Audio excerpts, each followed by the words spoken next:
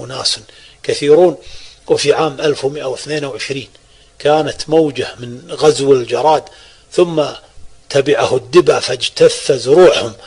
وفي عام 1124 ضرب وباء بلدات ثرمدة والقصب والرغبة والبير والعودة، مات بسببه الكثير من الناس.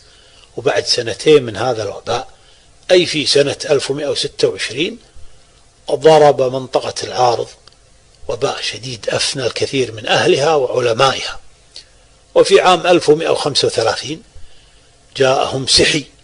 سحي هو اسم أطلقوه على قحط شديد غلت بسببه الأسعار، واستمر الوضع شديدا قاسيا في السنة التي تلتها، وجلى أهل سدير حتى لم يبق في بلدة العطار إلا 4 رجال، وجلى كثير من أهل نجد إلى الأحساء والكويت والزبير والبصرة.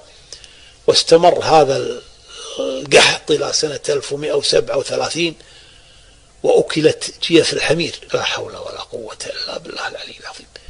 وكان هذا القحط شاملا عاما، أصاب دولا عديدة، وما ارتفع البلاء عن البلدان إلا في عام 1139. وفي عام 1138 وقع البلاء العظيم في بلدة العيينة، فحصد أهلها حصدا، وكان من ضمن الموتى أميرها عبد الله بن محمد آل معمر وابنه عبد الرحمن.